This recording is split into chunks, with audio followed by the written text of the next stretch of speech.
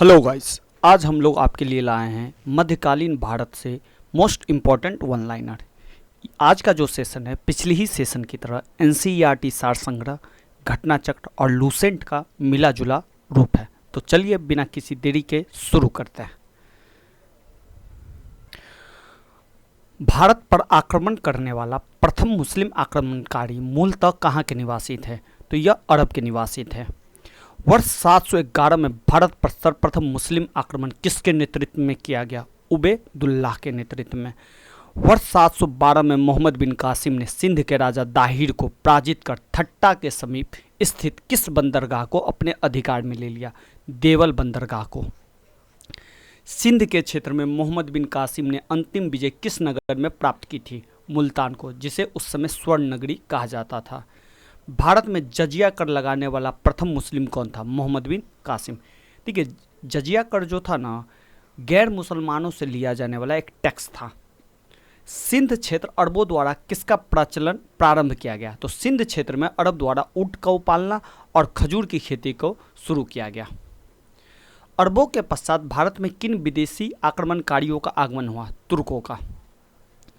तुर्की में गजनवी वंश की स्थापना अल्पतगीन गजनी के द्वारा की गई। भारत पर प्रथम तुर्की आक्रमण किसके द्वारा किया गया? तो अल्पतगीन गजनी के बेटे सुबक्तगीन गजनी के द्वारा यह किया गया। वर्ष 712 में भारत में सर्वप्रथम सफल मुस्लिम आक्रमण करने वाला था मोहम्मद बिन कासिम।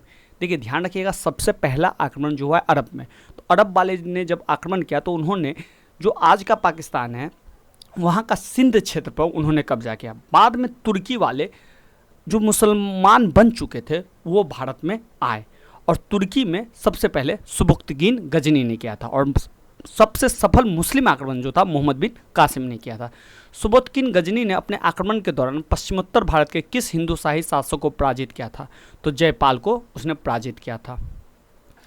मुहम्मद गजनवी द्वारा वर्ष 1025 में सोमनाथ मंदिर पर किए गए आक्रमण के दौरान गुजरात का शासक कौन था? तो भीम प्रथम। मुहम्मद गजनवी ने भारत के सोमनाथ मंदिर पर 17 बार आक्रमण किस उद्देश्य से किया गया? धन संपदा को लूटने के लिए। मुहम्मद गजनवी के द्वारा भारत आने वाले प्रसिद्ध इतिहासकार कौन थे? अल-बरूनी। अल-बरूनी ने किस नई किताब की रचना की? तो किताबुल हिंद की। शाहनामा की रचना किसके द्वारा की गई? फिरदौसी के द्वारा। मुहम्मद गजनवी के पश्चात मोहम्मद गौरी के द्वारा भारत पर प्रथम आक्रमण किस वर्ष किया गया? वर्ष 1175 में मुल्तान पे। मोहम्मद गौरी को वर्ष 1178 में अनहिलवाड़ा पाटन पर आक्रमण करने के दौरान किसके द्वारा पराजित किया गया? तो भीमद्वितीय, जिसे मूलराज के नाम से भी जाना जाता है, उन्होंने मोहम्मद गौरी को 1178 में पराजित कर दिया। तराइन का प्रथम युद्ध और द्वितीय युद्ध किनके मध्य लड़ा गया था? मोहम्मद गौरी और पृथ्वीराज तृतीय के बीच। देखिए, इसमें हुआ क्या था कि मोहम्मद गौरी, आप देखिएगा, गुजरात के रास्ते से पहले भारत में एंट्री करना चाहता था, लेकिन वहाँ पे वो भीम द्वितीय से हार गया। फिर वो राजस्थान के माध्यम से भारत आना चाहता था। इसी बीच में आप देखिएगा कि पृथ्वीराज के साथ इसकी एक भिड़ंत होती है जिसे तराइन का युद्ध कहा जाता है। तो प्रथम तराइन के युद्ध में पृथ्वीराज तृतीय या पृथ्वीराज चौहान जीत जाता है और सेकेंड तराइन के युद्ध में पृथ्वीराज चौहान गौरी के हाथों हार जाता है। तो तराइन का युद्ध, पहला तराइन का युद्ध हुआ था 1191 में और दूसरा तराइन का युद्ध हुआ था 1192 में। तो इस तथ्य को भी ध्यान रखिएगा। मोहम्मद गौरी ने कन्नौज के शासक जयचंद को किस युद्ध में पराजित किया? तो चंदावड़ का युद्ध 1194 में। मोहम्मद गौरी के साथ भारत आने वाला प्रसिद्ध सूफी संत कौन था? शेख मोइनुद्दीन चिश्ती। सिक्कों पर देवी लक्ष्मी की आकृति किस मुस्लिम शासक के द्वारा बनाई गई थी? मोहम्मद गौरी के द्वारा। मोहम्मद गौरी के किस दास ने बंगाल और बिहार में विजय प्राप्त की और नालंदा और विक्रमशिला विश्वविद्यालय को नष्ट किया? बख्तियार खिलजी ने। मोहम्मद गौरी के मृत्यु के पश्चात उसके साम्राज्य पर किन तीन गुलामों के द्वारा नियंत्रण स्थापित किया गया? यालदोज, कुबाचा, कुतुबुद्दीन ऐबक। भारतीय जनता के लिए हिंदू शब्द का प्रयोग किसके द्वारा किया गया? अरबों के द्वारा। देखिए, अरब वाले सिंधु नदी का जो प्रोनाउंसिएशन है वो नहीं कर पाते, तो इसलिए वो उन्होंने सिंधु को हिंदू का और हिंदू शब्द का प्रयोग कहा। सिंधु नदी के इस पार वाले लोगों के लिए उन्होंने इस शब्द का प्रयोग किया था। हिंदू शब्द जो है वो अरब वालों ने दिया है, लेकिन इस कंटेक्स्ट में, धर्म के कंटेक्स्ट में नहीं दिया है। उन्होंने सिंधु नदी के बाई ओर रहने वाले लोगों को हिंदू नाम दिया था। गुलाम वंश की स्थापना कुतुबुद्दीन ऐबक ने किया। कुतुबुद्दीन ऐबक गौड़ी का गुलाम था। जब मोहम्मद गौड़ी साम्राज्य को हार जाता है और जब वो भारत आता है तो रास्ते में उसकी मृत्यु हो जाती है और इसके बाद गौड़ी का जो पूरा साम्राज्य है वो 3 हिस्सों में बढ़ जाता है। तो भारत वाला जो हिस्सा है वो कुतुबुद्दीन ऐबक के हिस्से में आता है। 25 जून 1206 में कुतुबुद्दीन ऐबक का राज्य अभिषेक किस स्थान पर किया गया? लाहौर में। और आप देखिएगा कि लाहौर में ही वो अपनी पहली राजधानी बनाएगा। कुतुबुद्दीन ऐबक ने अपनी साम्राज्य की राजधानी किसे घोषित किया? लाहौर को। भारत में तुर्की राज का संस्थापक किसे माना जाता है? कुतुबुद्दीन ऐबक को। गुलाम वंश के किस शासक ने सुल्तान की उपाधि धारण नहीं की? तो कुतुबुद्दीन ऐबक ने। उसकी उपाधि थी मलिक या सिपहलसलार की। कुतुबुद्दीन ऐबक को उदारता तथा अत्यधिक दान देने के लिए कौन सी उपाधि दी गई थी? लाख बख्श की। अत्यंत सुरीली आवाज में कुरान पढ़ने के कारण ऐबक को किस उपाधि से नवाजा गया? कुरान ख्वा। भारत की प्रथम मस्जिद कुव्वत उल इस्लाम की स्थापना किसके द्वारा करवाई गई? कुतुबुद्दीन ऐबक के द्वारा। कुतुबुद्दीन ऐबक ने सूफी संत ख्वाजा कुतुबुद्दीन बख्तियार काकी के नाम से किस स्थापत्य का निर्माण किया? कुतुब मीनार। देखिएगा कुतुब मीनार में 3 लोग कुतुब मीनार का निर्माण करवाएंगे, तो इस तथ्य को भी ध्यान रखिएगा। और एक तथ्य ये भी है, कुतुबुद्दीन ऐबक ने संत ख्वाजा कुतुबुद्दीन बख्तियार काकी के लिए कुतुब मीनार का निर्माण करवाया था, न कि खुद के लिए। क्योंकि बहुत सारे लोग नाम में कंफ्यूज हो जाते हैं कि कुतुब है तो कुतुबुद्दीन ऐबक ने अपने लिए करवाया होगा।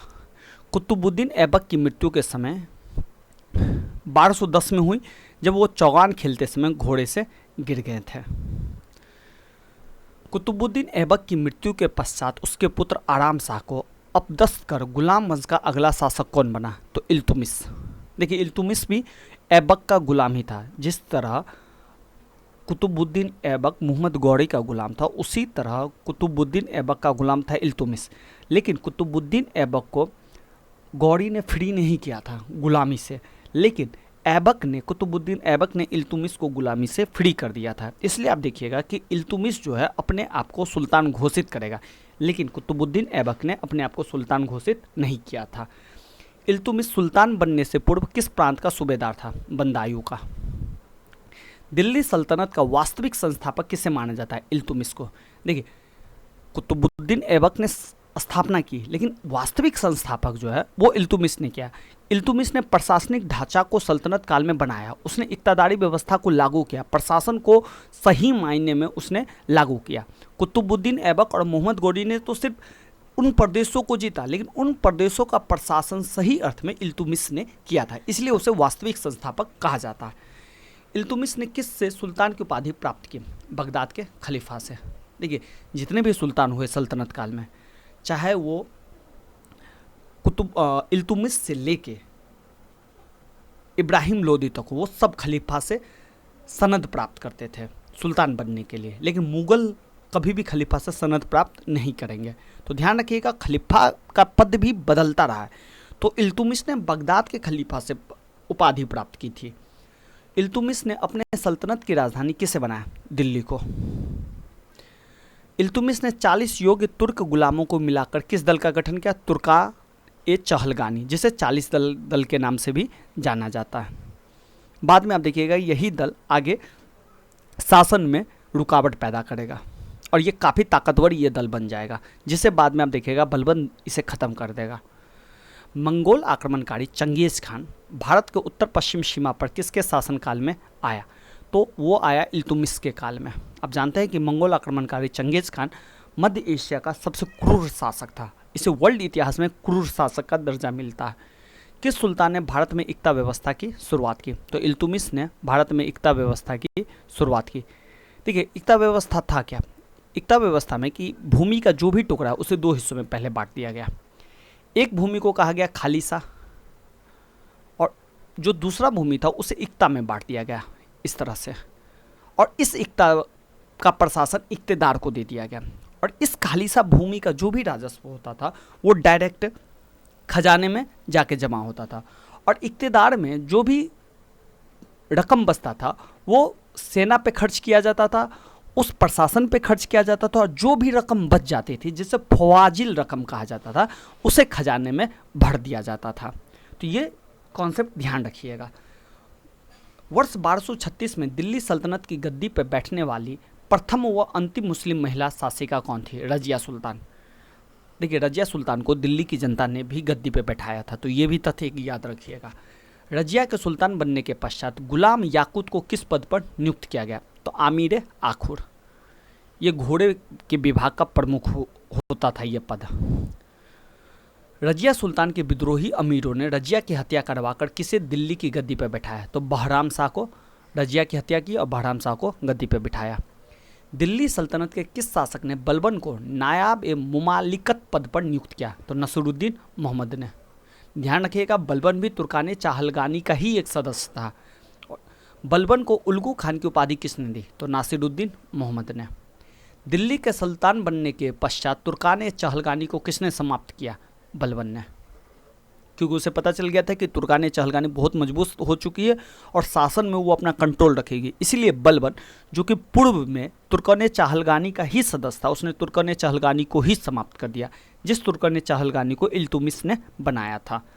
अपने विरोधियों के प्रति कठोर लौह और रक्त की नीति का पालन करने वाला सुल्तान कौन था? तो ध्यान रखिएगा, कठोर लौह और रक्त की नीति बलबन ने शुरू की था। बाद में इस नीति को जलालुद्दीन खिलजी खत्म करेगा। किस सुल्तान ने राजत्व का सिद्धांत का प्रतिपादन किया? बलबन ने। बलबन ने इस नाम से सैन्य विभाग की स्थापना की, दीवाने अर्जी के नाम से। गुलाम वंश का अंतिम शासक कौन था? शमसुद्दीन क्यूमर्स। ध्यान रखिएगा, गुलाम वंश की स्थापना सबसे पहले हुई, बाद में खिलजी वंश की स्थापना होगी। इतिहासकार सिराज ने दिल्ली का आदम सुल्तान किसे कहा? नासिरुद्दीन अहमद को। गुलाम वंश के पश्चात वर्ष 1290 में खिलजी वंश की स्थापना किसके द्वारा की गई? जलालुद्दीन फिरोज शाह खिलजी के द्वारा। ध्यान रखिएगा, गुलाम वंश को ममलूक वंश भी कहा जाता है। गुलाम वंश इसलिए कहा जाता है कि कुतुबुद्दीन एवं खुद गुलाम था, और दूसरे शब्दों से ममलूक वंश भी कहा जाता है। गुलाम वंश के बाद जो वंश आया सल्तनत काल में, वो वंश था खिलजी वंश। खिलजी वंश में सबसे इंपॉर्टेंट शासक के बारे में ध्यान रखिएगा, अलाउद्दीन खिलजी के बारे में। रक्त और लोह की नीति को त्याग कर शासन की उदार नीति का अनुसरण करने वाला दिल्ली का प्रथम सुल्तान कौन था? जलालुद्दीन फिरोज शाह खिलजी। वर्ष 1296 में करा में जलालुद्दीन की हत्या किसने की? अलाउद्दीन खिलजी ने उसकी हत्या की और खुद गद्दी पे बैठा। अलाउद्दीन खिलजी के बचपन का नाम था अली गुरसप। जलालुद्दीन की हत्या के पश्चात अलाउद्दीन खिलजी ने अपना राज्य अभिषेक बलबन के लाल महल में किया था। राज अभिषेक के पश्चात सिकंदर सानी या द्वितीय सिकंदर की उपाधि अलाउद्दीन खिलजी ने धारण की। सुल्तान बनने के पश्चात अलाउद्दीन ने प्रथम आक्रमण किस पर किया? तो रायकन गुजरात के शासक पे। वर्ष 1303 में अलाउद्दीन के द्वारा चित्तौड़ पे आक्रमण के समय वहां का शासक कौन था? राणा रतन सिंह। विंध्याचल पर्वत श्रेणी को पार कर दक्षिण पर भारत पर आक्रमण करने वाला दिल्ली सल्तनत का प्रथम सुल्तान कौन है? अलाउद्दीन खिलजी। देखिए, 4 अभियान अलाउद्दीन खिलजी मल्लिक काफूर के नेतृत्व में दक्षिण में भेजेगा और मल्लिक काफूर दक्षिण में सारे अभियान में सफल होगा और वहाँ पे अप्रत्यक्ष शासन स्थापित करेगा। देखिए, डायरेक्ट शासन नहीं करेगा, अप्रत्यक्ष तरीके से करेगा, और यही गलती मोहम्मद बिन तुगलक करेगा कि वह डायरेक्ट प्रशासन करने के लिए चला जाएगा। तो ध्यान रखिएगा, और इसलिए देखिएगा कि अलाउद्दीन खिलजी ने दक्षिण भारत में कंट्रोल स्थापित किया, लेकिन मोहम्मद बिन तुगलक आगे कंट्रोल स्थापित नहीं करेगा, बल्कि वो दक्षिण भारत का जो भी है उसे खो देगा। अलाउद्दीन के दक्षिण अभियान का सेनापति मल्लिक काफूर था। तेलंगाना वारंगल के किस शासक ने मल्लिक काफूर को विश्व प्रसिद्ध कोहिनूर हीरा भेंट किया? प्रताप रुद्रदेव तृतीय ने। आपको पता है कि बाद में ये कोहिनूर हीरा धीरे धीरे जाता हुआ एक हाथ से दूसरे हाथ में जाते हुए, एक हाथ से एक शासक से दूसरे शासक के हाथ में जाता हुआ महारानी के मुकुट में सज जाता है। ध्यान रखिएगा, जिसे दलीप सिंह ने महारानी को भेंट कर देता है। देखिए, अलाउद्दीन खिलजी का दक्षिण भारत अभियान, टोटल 4 अभियान हुए। पहला अभियान हुआ देवगिरी पे, जहाँ का शासक था रामचंद्र देव, और 1307 में इस अभियान को किया। देखिए, एक चीज़ ध्यान रखिएगा, मल्लिक काफूर ने ही 4 अभियान किए। सेकेंड अभियान हुआ वारंगल का, प्रताप रुद्रदेव वहाँ के शासक थे। 1309 में इस अभियान को किया गया। द्वार समुद्र वीर बल्लाल तृतीय वहाँ के शासक थे, और 1310 में वहाँ पे दक्षिण अभियान किया गया। और पांडे राज वीर पांडे वहाँ के शासक थे। 1311 में दक्षिण का इस अभियान को किया गया। मल्लिक काफूर द्वारा सर्वप्रथम किस दक्षिण भारतीय राज्य पे आक्रमण किया गया? देवगिरी पे। दिल्ली सल्तनत का वह कौन सा सुल्तान था जिसने नगद वेतन के साथ अस्थायी सेना का संगठन किया? तो अलाउद्दीन खिलजी ने। अलाउद्दीन द्वारा सेना में भ्रष्टाचार रोकने के लिए कौन सी योजना अपनाई गई?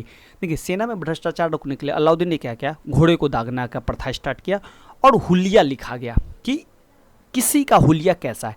इससे पहले क्या होता था कि घोड़े होते थे कम और इक्तेदार ज़्यादा संख्या में सुल्तान को दिखलाते थे कि मेरे पास घोड़े हैं, इसलिए अब घोड़ा को नंबर के साथ दागा गया और जो भी सैनिक था उसका हुलिया लिखा गया।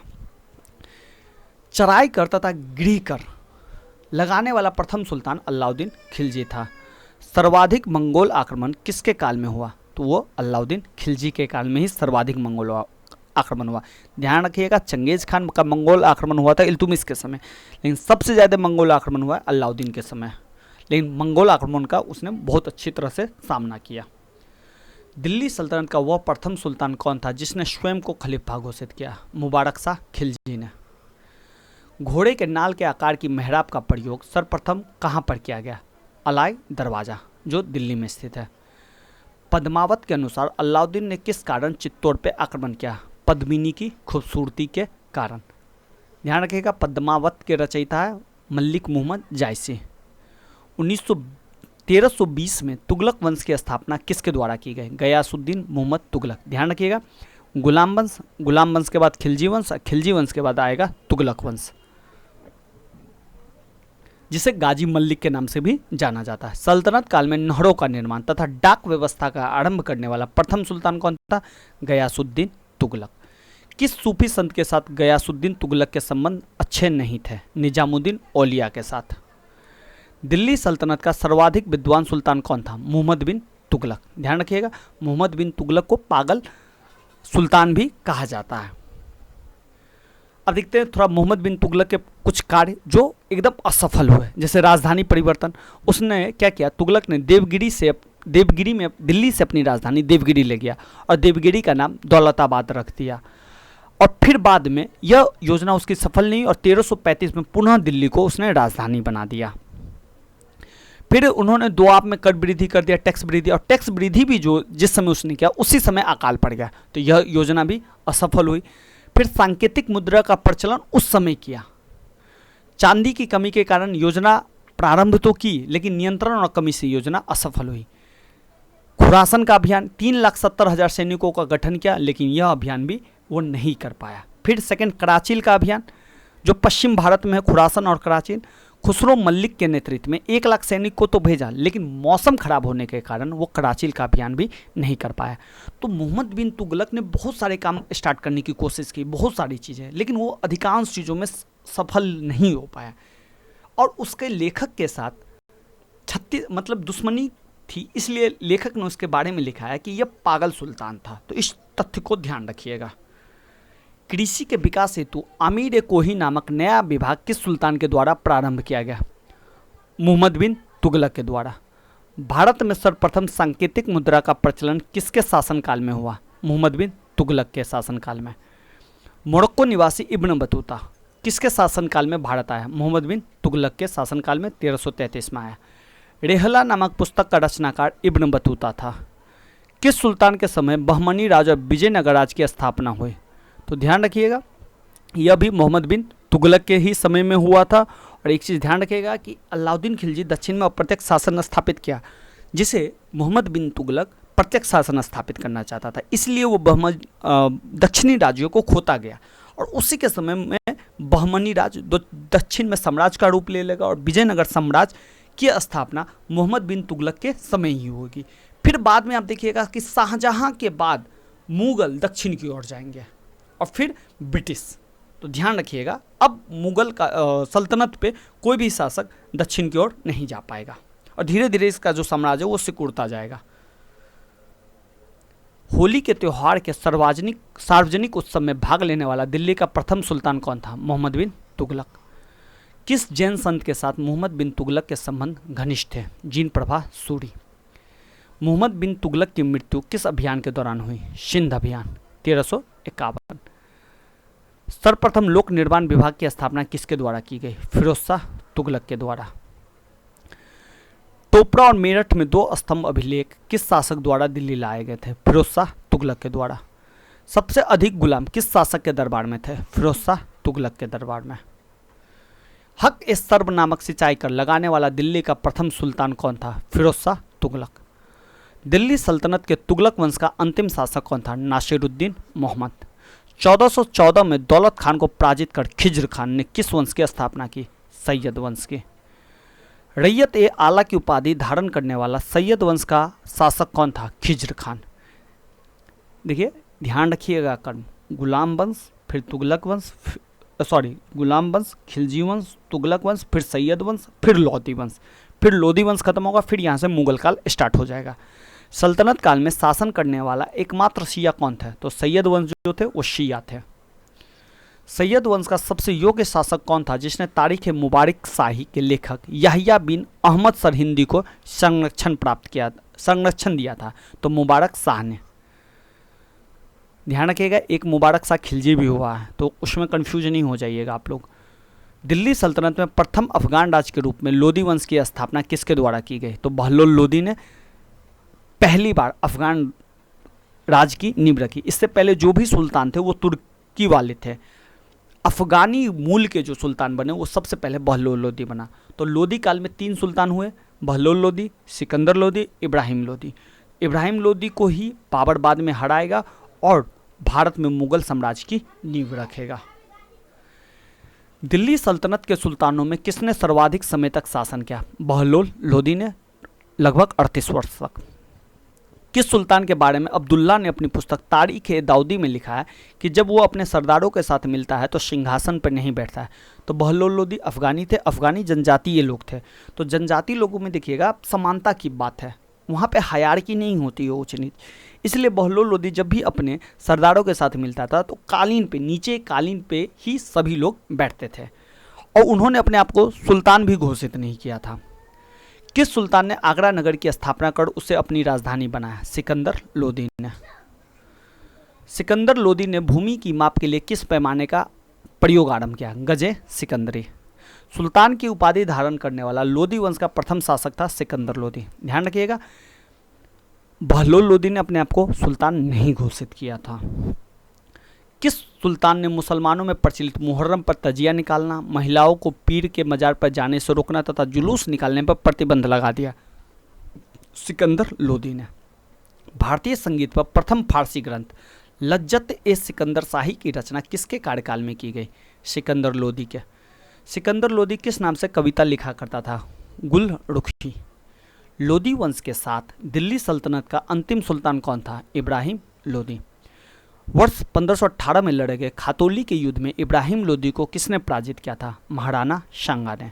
देखिए महाराणा सांगा ही है जो बाबर को इनवाइट करेगा कि आइए और इब्राहिम लोधी को हराइए, क्योंकि महाराणा सांगा को लगता था कि बाबर जो है वो मध्य एशियाई है, तो वो आएंगे यहाँ से लूटपाट करेंगे और फिर चले जाएंगे और यहाँ की जब गद्दी खाली होगी तो महाराणा सांगा दिल्ली की गद्दी पे काबिज हो जाएंगे। लेकिन ऐसा नहीं होता है।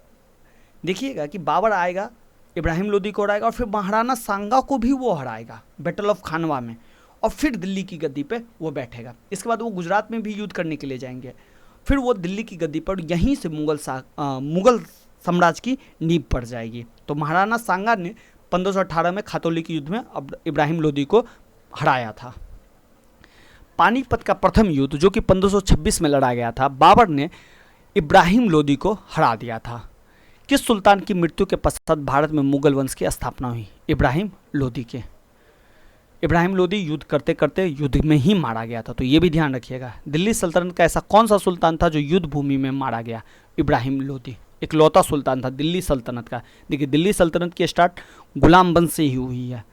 भारत में पोलो खेलने का प्रचलन किस शासक ने शुरू किया? तुर्कों ने। सल्तनत काल में दस्तार बंदान किसे कहा जाता है? उलेमा को। किस भारतीय में संगीत यंत्र तबला और सितार का प्रचलन किया था? आमिर खुसरो ने। हिंदी खड़ी बोली का जनक आमिर खुसरो को माना जाता है। विजयनगर साम्राज्य की स्थापना कब और किसने की? वर्ष 1336 में हरिहर और बुक्का ने की। देखिए यही विजयनगर साम्राज्य है जो मोहम्मद बिन तुगलक के समय में शुरू हो गया था, विजयनगर साम्राज्य और बहमनी साम्राज्य। विजयनगर के किस शासक ने चीन के सम्राट के पास अपना राजदूत भेजा? बुक्का प्रथम ने। अभिलेखों में विजयनगर के किस शासक को पूर्वी पश्चिमी और दक्षिणी सागरों का स्वामी कहा गया है? बुक्का प्रथम को। हरिहर ने विजयनगर की राजधानी कहाँ बनाई? हम्पी में, जो कर्नाटक में स्थित है। विजयनगर का पहला शासक कौन था जिसने बहमनी राज्य से गोवा छीना? हरिहर द्वितीय ने। प्रसिद्ध विजय विट्ठल मंदिर कहाँ स्थित है? हम्पी, जो अभी कर्नाटक में स्थित है। विजयनगर के राजा कृष्णदेव राय ने गोलकोंडा का युद्ध किसके साथ किया? तो ध्यान रखिएगा, कुतुब शाह के साथ। देखिए, मैंने इस सेशन में या जो भी वन लाइनर सेशन है जो मैंने अपलोड किए हुए हैं, उस सेशन में मैंने वही वन लाइनर डाला है जो एग्जाम ओरिएंटेड है। देखिए, इसमें बहुत सारे फैक्ट हैं, लेकिन मैंने वही फैक्ट्स लिया है जो एग्जाम ओरिएंटेड और एग्जाम में आ सकता है। और आपको डिटेल से पढ़ना है तो मैं वीडियो धीरे धीरे डिटेल वाला वीडियो अपलोड करता रहूँगा, तो उसे आप लोग देख लीजिएगा। क्या पता जिस समय आप देख रहे हो उस समय मैंने अपलोड कर दिया हो, तो ध्यान से देखिएगा। और मैं MCQ भी हर एक टॉपिक से जो इम्पोर्टेंट MCQ है या जो पिछले 30 साल 35 साल के एग्जाम में जो भी एग्जाम में आए हैं, मैं उनका एक वीडियो बना के डाल दूंगा, उसे भी आप जाके देख लीजिएगा कि किस तरह के क्वेश्चंस एग्जाम में पूछे जाते हैं। विजयनगर साम्राज्य में कुछ वंशों ने शासन किया, जैसे संगम वंश, सालू वंश, तुल्लु वंश और अराबिडु वंश। संगम वंश का संस्थापना जो था हरिहर प्रथम ने किया और इसका अंतिम शासक था विरूपाक्ष द्वितीय। सालू वंश की स्थापना सालू नरसिंह ने की और इसका अंतिम शासक था इम्माडी नरसिंह। तुल्लु वंश की स्थापना वीर नरसिंह ने की और इसका जो अंतिम शासक था वो था सदाशिव राव। अराबिडु की स्थापना तिरुमल ने की और इसका जो अंतिम शासक था रंगित तृतीय। देखिए, तालीकोटा के युद्ध के बाद विजयनगर साम्राज्य का पतन हो जाता है और यही वही विजयनगर साम्राज्य है जिसके अस्थि पे मैसूर राज्य का उदय होगा, वही हैदर अली टीपू सुल्तान, जिसके बारे में हम आधुनिक भारत में पढ़ेंगे। विजयनगर साम्राज्य की वित्तीय व्यवस्था की मुख्य व्यवस्था क्या थी? भू राजस्व। देखिए, जो भी प्राचीन काल में या मध्यकालीन भारत में जो भी व्यवस्था है, तो वहाँ का जो वित्तीय व्यवस्था है वो मुख्यतः भूमि से ही होगा, क्योंकि व्यापार ज़्यादा चल नहीं रहा, बिजनेस है नहीं, फैक्ट्रियाँ है नहीं, तो जो भी है वो लैंड से ही होगा। इसलिए आप देखिएगा वहाँ पे भू राजस्व ज़्यादा वसूला जाएगा या भू राजस्व पे ही सभी निर्भर रहेंगे। कृष्णदेव राय के दरबार में 8 तेलुगु कवियों को क्या कहा जाता था? अष्टदिग्गज। देखिए, 8 तेलुगु कवि है, ये विजयनगर साम्राज्य से जुड़ा है। एक अष्टप्रधान आपको मिलेगा जो मराठा साम्राज्य से मिलेगा, जो शिवाजी के थे, तो इस चीज़ को भी ध्यान रखिएगा, कंफ्यूज नहीं हो जाइएगा। तालीकोटा का युद्ध, जिसे राक्षसी तंगड़ी का युद्ध कहा जाता था, यह वर्ष 1565 में हुआ। प्रसिद्ध विजयनगर साम्राज्य के शासक कृष्णदेव राय के अधीन किस साहित्य का स्वर्ण युग माना जाता है? तो तेलुगु साहित्य का। ध्यान रखिएगा कि दक्षिण भारत में जो भाषा है, तमिल भाषा हो, तमिल की भाषा संगम युग से ही हिट हो गई थी। इसके बाद आपके जो तेलुगु भाषा है वो विजयनगर साम्राज्य के बाद हुआ। एक आपकी भाषा है मलयालम और एक है आपका कन्नड़। तो ये 4 भाषा है जो साउथ की चारों भाषा को क्लासिकल भाषा का दर्जा दिया गया है, तो ये ध्यान रखिएगा। जब राजा वाडियार ने मैसूर राज्य की स्थापना की, देखिए ये वाडियार है, तब विजयनगर साम्राज्य का शासक कौन था? तो वेंकट द्वितीय। अपनी मदुरा विजय कृति में अपने पति के विजय अभियानों का वर्णन करने वाली कवित्री कौन थी? तो गंगा देवी। होयसलों की प्राचीन राजधानी द्वार समुद्र का वर्तमान नाम क्या है? हेलबीड। विजयनगर के प्राचीन राजधानी के स्रोत किन खंडहरों से मिलते हैं? तो हम्पी के खंडहर से। वैदिक ग्रंथों के भाष्यकार सायन को आश्रय प्रदान विजयनगर के राजाओं ने दिया था। अब देखिए, आपको मैंने बताया था कि विजयनगर साम्राज्य के जस्ट ऊपर उत्तर की ओर बहमनी राज्य का गठन हुआ था। तो बहमनी राज्य धीरे धीरे 5 राज्यों में बट जाता है, जिसे बाद में आप देखिएगा ये राज्य एक दूसरे से लड़ेंगे और एक दूसरे को ही जीतेंगे। और फिर आप देखिएगा कि शाहजहां औरंगजेब इन राज्यों को अपने अधीन में कर लेंगे। तो सबसे पहले बड़ार की जो स्थापना थी वो फतेहुल्लाह इमाद शाह ने किया था और यहाँ पे इमाद शाही वंश की स्थापना की, जिसकी राजधानी एलिचपुर और गाविलगढ़ थी, बड़ार की राजधानी। बाद में 1574 में अहमदनगर में इसका विलय हो जाता है, या दूसरे शब्दों में कहें तो 1574 में अहमदनगर बड़ार को जीत लेता है। फिर बाद में देखिएगा अहमदनगर में बड़ार मिक्स होगा और अहमदनगर को शाहजहां बाद में मुगल साम्राज्य में मिला लेगा। सेकेंड है बीजापुर। बीजापुर की स्थापना यूसुफ आदिल खान ने 1489 ईस्वी में की और यहीं से आदिल शाही वंश की स्थापना हुई। इसकी जो राजधानी थी, बीजापुर की राजधानी थी नौरासपुर। बाद में इसी बीजापुर को 1686 में औरंगजेब द्वारा मुगल साम्राज्य में मिला लिया जाएगा। लेकिन बीजापुर इससे पहले बीदर को हरा के अपने राज्य में मिलाएगा। अब बाद में बीजापुर मिल जाएगा इसमें, तो ध्यान रखिएगा। एक गया बरार पहले, फिर बरार अहमदनगर भी जाएगा, फिर आपको देखिए बीदर जो जाएगा वो बीजापुर में जाएगा, और गोलकुंडा को बाद में औरंगजेब हरा देगा। तो धीरे धीरे सारा मुगल साम्राज्य में मिल जाएगा, तो ध्यान रखिएगा। अहमदनगर की स्थापना मलिक मोहम्मद ने 1490 में की और निजाम शाही वंश की स्थापना की। अहमदनगर की जो राजधानी थी वो थी जुन्नार और अहमदनगर। 1633 में शाहजवां द्वारा मुगल साम्राज्य में इसे मिला लिया जाता है। फिर गोलकुंडा, गोलकुंडा की स्थापना कुली कुतुब शाह ने 1512 ईस्वी में की और कुतुब शाही वंश की स्थापना की। गोलकुंडा की राजधानी गोलकुंडा ही थी। 1657 में औरंगजेब गोलकुंडा को मुगल साम्राज्य में मिला लेता। बीदर की स्थापना आमिर अली बरीद ने 1526 में की और यहीं से बरीद शाही वंश की स्थापना हुई। बीदर की राजधानी जो बीदर ही थी, बाद में आप देखिएगा कि बीजापुर इसे हराएगा और बीजापुर अपने में मिला लेगा, और इस तरह से आप देखिएगा कि पूरा बहमनी साम्राज्य मुगल साम्राज्य के पास आ जाएगा।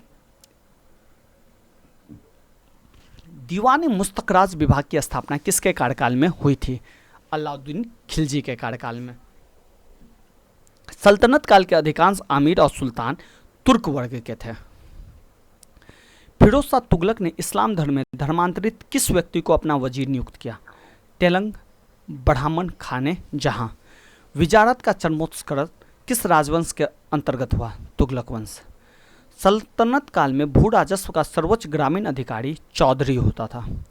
हक सर्व कर किस पे लगाया जाता था? सिंचाई पर। ध्यान रखिएगा, फिरोज शाह तुगलक ने इस कर को स्टार्ट किया था। इस्लामिक शरीयत के अनुसार टैक्सेस, देखिए टोटल 4 टैक्सेस इस्लामिक करके इस्लामी शरीयत के हिसाब से इंपॉर्टेंट है। जैसे जजिया, जजिया जो है जो भी गैर मुसलमान थे उस सब से वसूला जाता था। इसे धार्मिक नज़रिए से नहीं देखिएगा, जो भी गैर मुसलमान होते थे उससे जजिया टैक्स वसूला जाता था।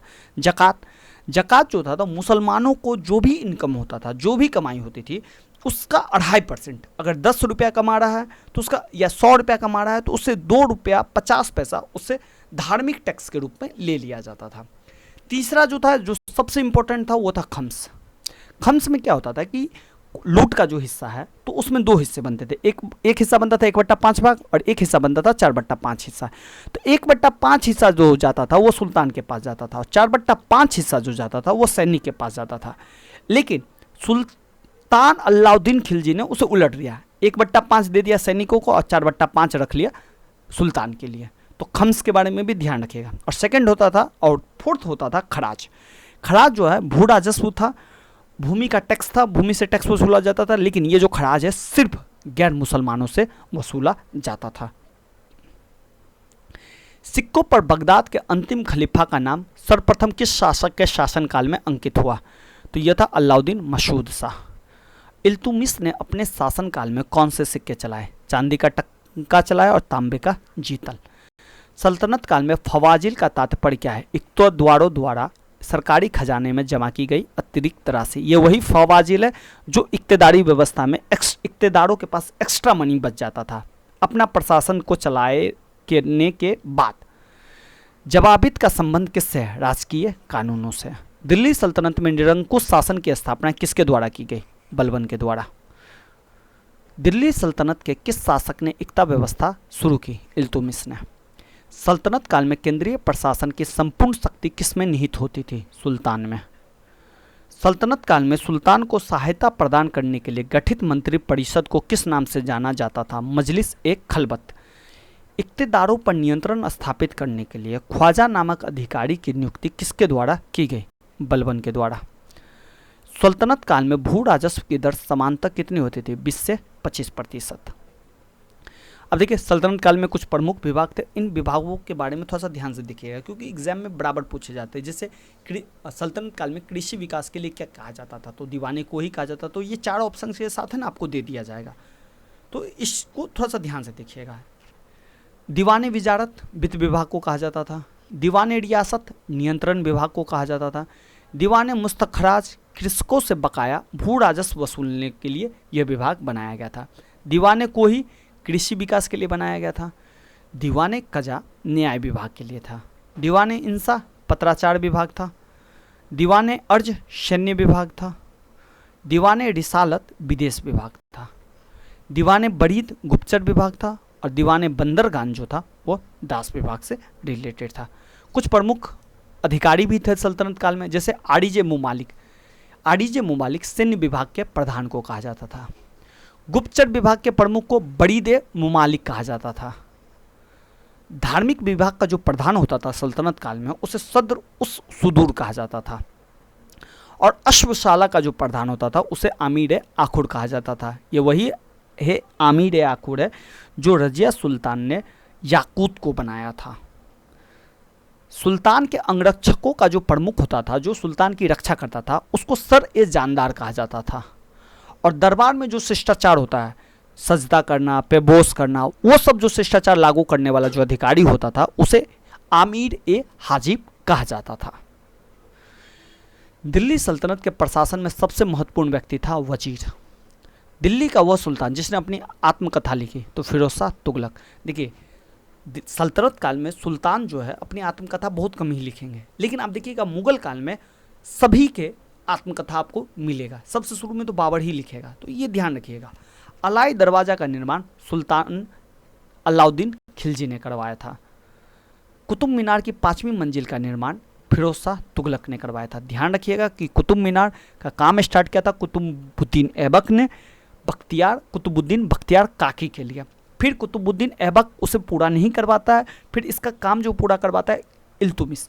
बाद में 5वीं मंजिल, उसके 4 मंजिल तक का निर्माण इल्तुमिश करवाता है। फिर 5वीं मंजिल का निर्माण फिरोज शाह तुगलक करवाता है। तूतीय हिंद के नाम से कौन विख्यात है, जिसका नाम पटियाली एटा में हुआ? तो आमिर खुसरो। ध्यान रखिएगा, आमिर खुसरो सल्तनत काल के बहुत ही फेमस थे। उन्हें कई भाषाओं का जानकार था। वो बहुत अच्छा संगीत भी बजाते थे, बहुत अच्छा शायरी भी लिखते थे। और जो आज खड़ी बोली हम लोग बोलते हैं उसके भी जन्मदाता अमीर खुसरो ही है।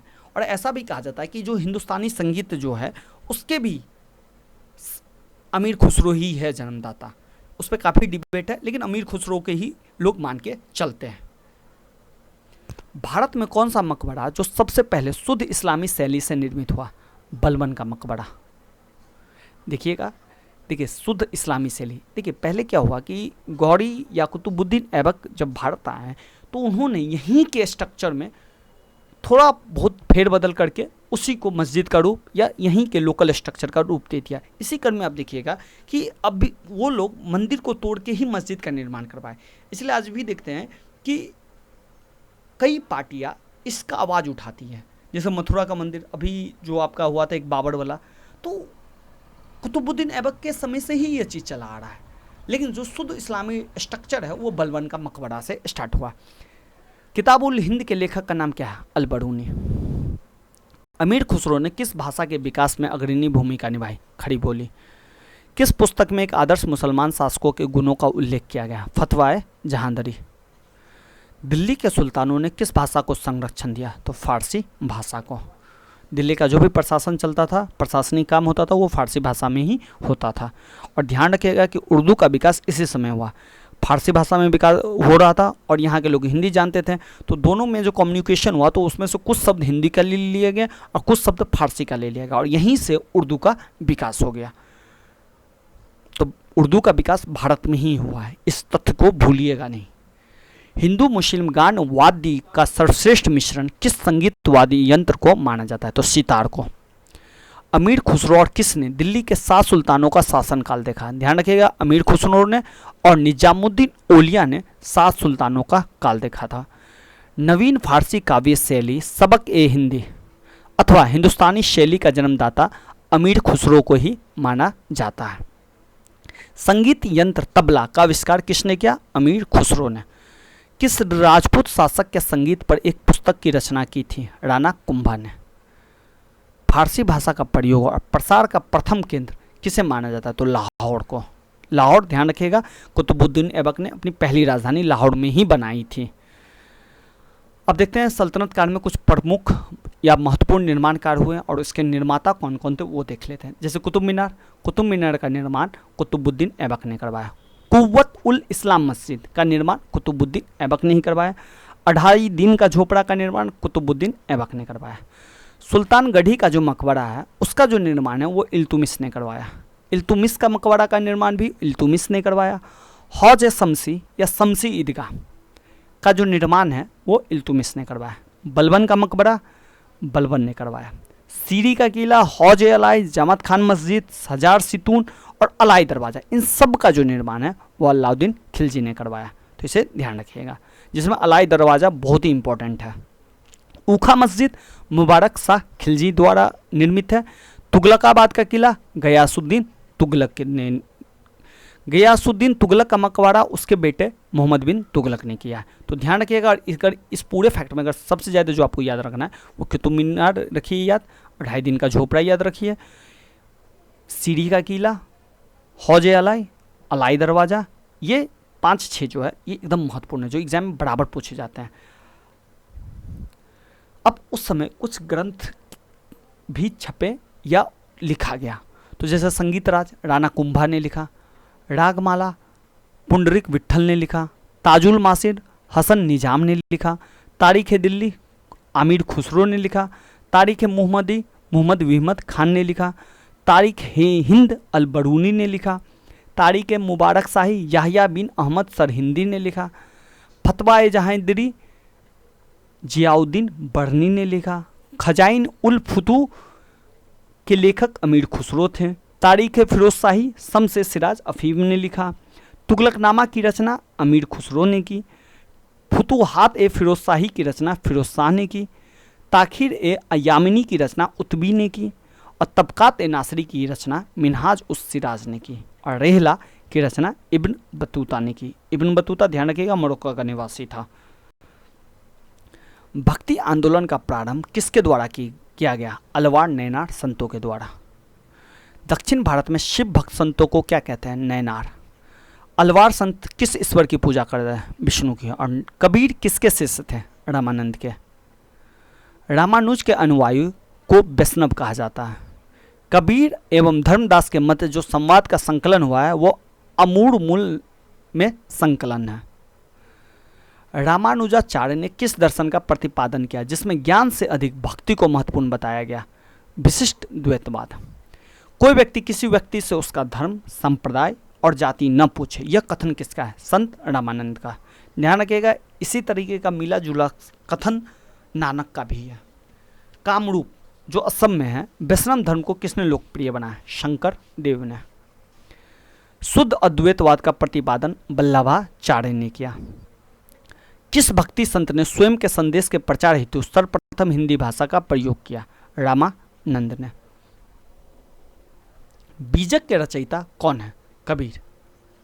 संपूर्ण भारत में भगवान शिव की प्रतिष्ठा में कितने ज्योतिर्लिंग स्थापित हैं? 12। देखिए, मैं एक वीडियो, जो भी मंदिर है वो एसएससी वगैरह में पूछे जाते हैं कि ये मंदिर कहाँ है, ये मंदिर कहाँ है और किस शैली का मंदिर है, तो मैं एक वीडियो टेम्पल्स पे भी बना दूंगा जिसमें भारत में जितने भी इम्पोर्टेंट मंदिर हैं उन सभी के बारे में मैं जानकारी दे दूंगा। गुरु नानक का जन्म कहाँ हुआ? ननकाना साहिब तलवंडी। देखिए, यही ननकाना साहिब है जो अभी भारत से ननकाना साहिब कॉरिडोर स्टार्ट हुआ है। पंजाबियों का धार्मिक स्थल है गुरु नानक साहिब का, जहाँ जन्म हुआ है।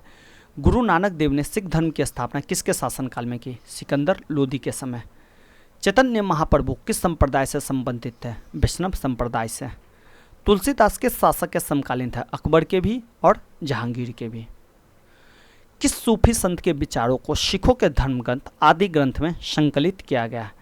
तो फरुद्दीन गजे शंकर को, जो बाबा फरीद के नाम से जाने जाते थे। ध्यान रखिएगा, सिखों का धर्म ग्रंथ आदि ग्रंथ के रचयिता अर्जन देव हैं, तो इस चीज़ को ध्यान रखिएगा।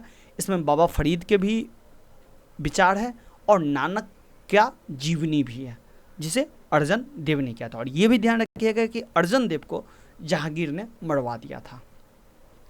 ईस्टर त्यौहार के पीछे ईसाइयों की क्या भावना है? सूली पर लटकाए जाने के बाद ईसा मसीह इसी दिन पुनर्जीवित हुए थे। भक्त तुकाराम किस मुगल सम्राट के समकालीन थे? जहांगीर के। भारत में चिश्ती सूफी मंत्र को किसने स्थापित किया? ख्वाजा मोइनुद्दीन चिश्ती ने। ईश्वर केवल मनुष्य के सद्गुणों को पहचानता है तथा उसकी जाति नहीं पूछता। आगामी दुनिया में कोई जाति नहीं होगी, यह सिद्धांत गुरु नानक का है। रामचरितमानस नामक ग्रंथ के रचयिता कौन है? तुलसीदास। प्रसिद्ध सूफी संत हाजी वारिस अली शाह की मजार देवा शरीफ बाराबंकी में, जो उत्तर प्रदेश में स्थित है। निजामुद्दीन औलिया किसके शिष्य थे? बाबा फरीद के। शेख निजामुद्दीन औलिया की दरगाह हजरत निजामुद्दीन में स्थित है, जो कि दिल्ली में है। प्रसिद्ध संत सलीम चिश्ती फतेहपुर सिकरी में निवास करते थे, जो आगरा में है। शेख उल हिंद की पदवी किसे प्रदान की गई थी? शेख सलीम चिश्ती को। ईसा मसीह का जन्म बैथलहम में हुआ था, जो फिलिस्तीन में है। सूफीवाद सिलसिले में कौन सा सिलसिला संगीत के विरुद्ध था? तो ध्यान रखिएगा, नक्शबंदी। देखिए, मध्यकालीन भारत में भक्ति आंदोलन और सूफी आंदोलन बहुत ही प्रबल आंदोलन था। तो ध्यान रखिएगा कि जो सूफी आंदोलन में बहुत सारे सिलसिला चले, तो उसमें जो नक्शबंदी है वो संगीत को मानता ही नहीं था। ध्यान रखिएगा कि जो आप कव्वाली आजकल सुनते हैं वो कव्वाली सूफी आंदोलन से ही प्रेरित है। किस सूफी संत ने कृष्ण को ओलिया के रूप में माना? शाह मोहम्मद गौस ने।